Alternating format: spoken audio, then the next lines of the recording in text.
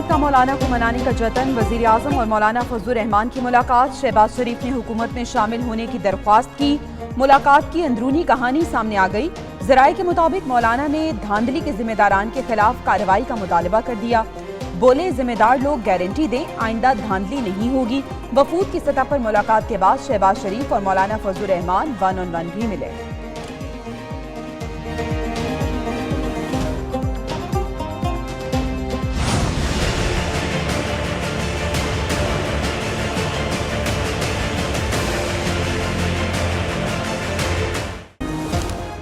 समुद्री तूफान असना का रुख तब्दील, सिंध से खतरा टल गया। चीफ मेट्रोलॉजिस्ट सरदार सरफराज का कहना है कि कराची को समुद्री तूफान से कोई खतरा नहीं।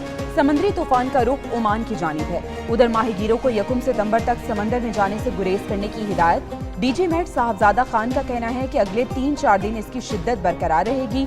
2 से 4 सितंबर तक बालाई इलाकों में मजीद बारिशें होंगी।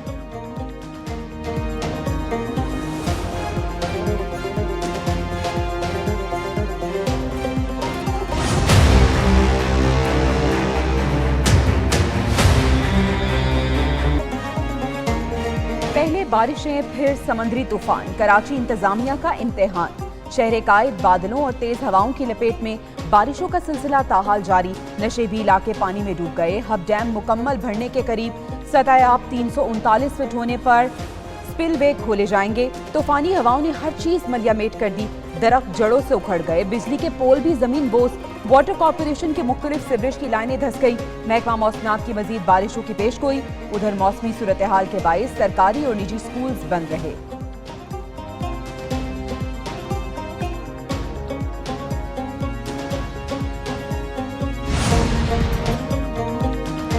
कराची में बारिशों का स्पेल जारी। वजीर आला के तूफानी दौरे। Murad Ali Shah CPS pumping station पहुंचे और निकासी आप का जायजा लिया। वजीर आला सिंध का II चुंडीगढ़ रोड पर सफाई सुथराई का मुआयना। अली शाह टावर के इलाके में भी गए। वजीर आला सिंध का सदर अब्दुल्ला हारून रोड, इलेक्ट्रॉनिक मार्केट का दौरा।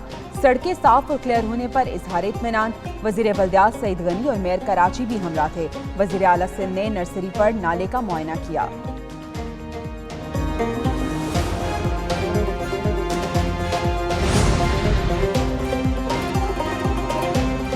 बारिशें, सैलाब, लैंडस्लाइडिंग। खैबर पख्तूनख्वा में तबाही ही तबाही। दीरबाला में बारिशों के बाइस सैलाबी सूरत हाल।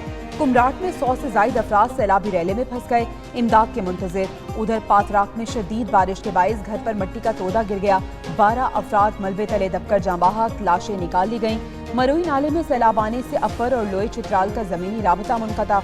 शाहराह रेशम पर मुसलसल पानी जमा होने से ट्रैफिक की रवानी मुतासर।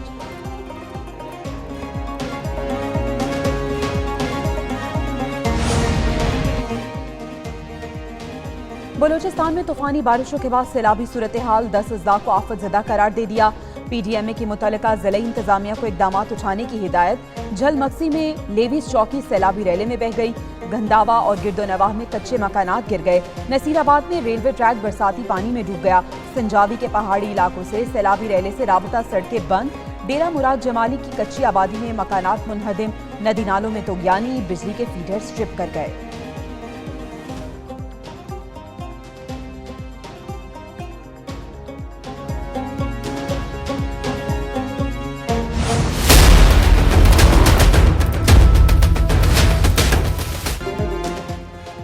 क्या इस्लामाबाद फिर कंटेनर्स का शहर बनेगा?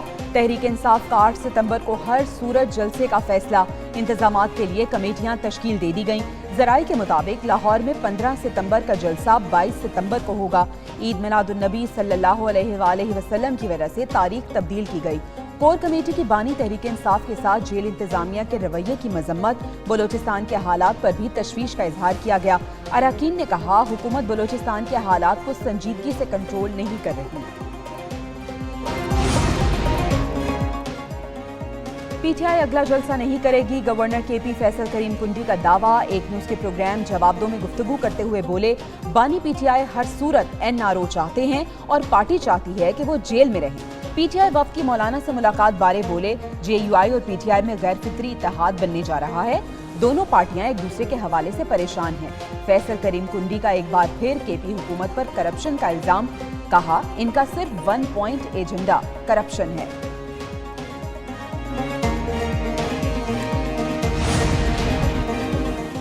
जलसे, जुलूस, धरने और लॉन्ग मार्च सिर्फ ब्लैकमेलिंग।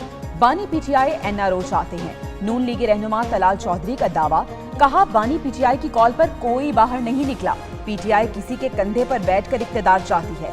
ये इनकलाब नहीं, इक्तदार चाहते हैं। जहां लूट मार हो, खैबर पख्तूनख्वा में लूट मार के सिवा कुछ भी नहीं हो रहा।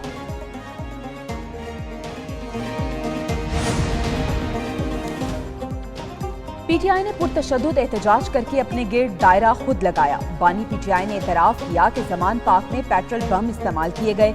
नून लीगी रहनुमा जावेद लतीफ की एक न्यूज के प्रोग्राम एक पाकिस्तान में गुफ्तगू, कहा मौसूफ ने मुल्क में इंतशार पैदा करने का कौन सा मौका छोड़ा।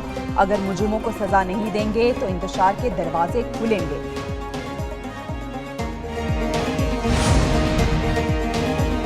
पाकिस्तान के लिए सबसे बड़ा चैलेंज मौशी सूरत हाल, ये सब सियासी अदम इस्तेहकाम, फ्रॉड इलेक्शन और दहशतगर्दी की वजह से हो रहा है। बानी पीटीआई के अडियाला जेल में सहाफियों से गैर रस्मी गुफ्तगू, कहा दहशतगर्दी के वाकयात पहले भी हम पर डाले गए। हुकूमत कहती है पीटीआई की सेटलमेंट से दहशतगर्दी बढ़ गई। अब हुकूमत ही कह रही है कि इस बॉर्डर दहशतगर्दी हो रही है। बलोचिस्तान, टीटीपी, कच्चे की दहशतगर्दी के होते कौन सरमायाकारी करेगा। दहशतगर्दी की और मैं समझता हूँ कि इंतहा थी, इसकी जितनी भी मजम्मत की जाए कम है।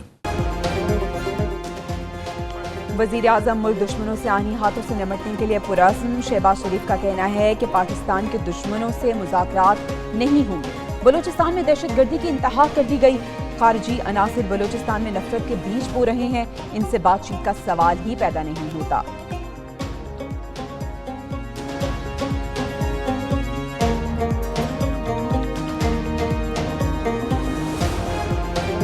ये जो वाकया 26 की रात का हुआ है, ये नॉर्मल वाकया नहीं है।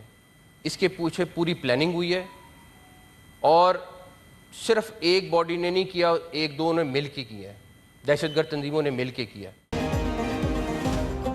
बलूचिस्तान में कोई ऑपरेशन नहीं हो रहा, वज़ीर दाखिला ने साफ साफ बता दिया। सेनेट इजलास से खिताब में मोहसिन नकवी ने कहा कि जानते हैं दहशतगर्दी के पीछे कौन है। बलूचिस्तान वाक़े के पीछे पूरी प्लानिंग थी। 2-3 रुक मुलव्विस हैं। वाक़या एससीओ कॉन्फ्रेंस को खराब करने की प्लानिंग थी। बहुत से लोगों को तकलीफ है एससीओ ना हो। में हर कुछ अरसे के बाद एक इस तरह की एक्टिविटी हो जाती है। कौन पाकिस्तानी है और कौन नहीं, ये फैसला कौन करेगा। पीटीआई सेनेटर शिबली फराज की हर किस्म की दहशतगर्दी की मजम्मत, वज़ीर दाखिला की बातों को परेशान कुन करार दे दिया। ऐवान में खिताब करते हुए बोले, हम सियासी जिद्दोजहद पर यकीन रखते हैं। बलूचिस्तान अब बदल चुका, सूबे के स्टेक होल्डर्स के साथ बैठना होगा। ऑपोजिशन लीडर उमर अयूब बोले, बलूचिस्तान में मायूसी फैल रही है, वहाँ के लोग तंग हैं, बलूचिस्तान पर अपनी पॉलिसी वाज़ेह करें। पार्टी चेयरमैन बैरिस्टर गौहर ने कहा, बानी पीटीआई के खिलाफ तमाम केसेस सियासी, उम्मीद है जल्द खत्म होंगे।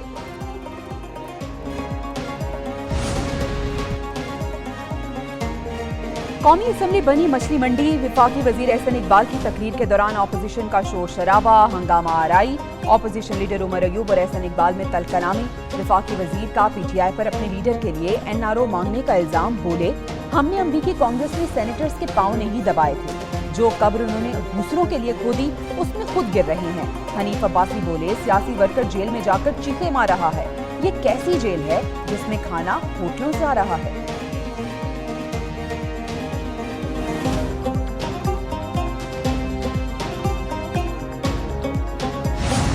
पार्टी टेम्पररी सॉल्यूशंस पे यकीन नहीं रखती। पीपल्स पार्टी ऐसे काम करना चाहती है जिससे आज हमारी आवाम को फायदा हो, उनके बाद उनकी जनरेशन को फायदा हो और उसके बाद उनके बाद उनकी जनरेशन को फायदा हो। पीपल्स पार्टी शोबाजी पर यकीन रखती है, ना ही फोटो सेशन पर। मसाइल के आर्जी हल पर भी यकीन नहीं रखते। वज़ीर इत्तला सिंध शर्जील मेमन की प्रेस कॉन्फ्रेंस, कहा सिंध हुकूमत ने इनकलाबी कदम उठाया, 2 लाख खानदानों को मुफ्त सोलर सिस्टम की फराहमी का आगाज कर दिया। एक सवाल के जवाब में कहा, MQM हमारी इत्तेहादी नहीं और विफाक में हम नहीं हैं, इनके पास बयानात ही रह गए हैं। सड़कों पर तो MQM नहीं है, बयान देना इनका हक है।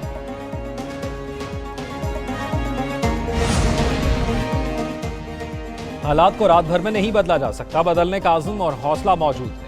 इंडस्ट्रियलिस्ट से मिलकर हालात को बदलेंगे। वज़ीर आला पंजाब मरियम नवाज शरीफ कहती हैं डोमेस्टिक सार्फिन की तरह इंडस्ट्री के लिए भी बिजली बिलों में पायदार रिलीफ चाहती है।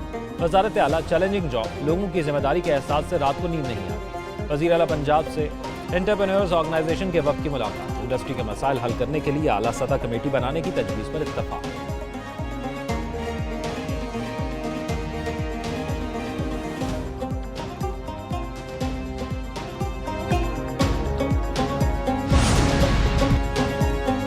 केपी में एमपॉक्स के मजीद 2 मुश्तबा मरीज सामने आ गए। मरीज पुलिस सर्विस अस्पताल मुंतकिल।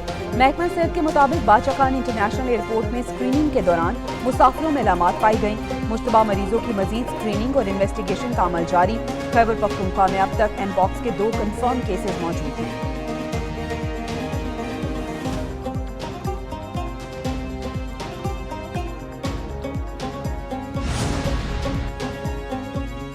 करे कोई भरे कोई। इराकी हमले की जानिब से पाकिस्तानी ज़ायरीन के पासपोर्ट गुम होने का इंकशाफ। 50 से ज़ायद पाकिस्तानी ज़ायरीन वतन वापसी के मंतज़र। बगदाद एयरपोर्ट पर मौजूद इंतजामिया पर पासपोर्ट गुम करने का इल्ज़ाम कर दिया। कहते इराकी हमले ने इराक आमद पर हमसे पासपोर्ट ले लिए थे जो मिल नहीं गए।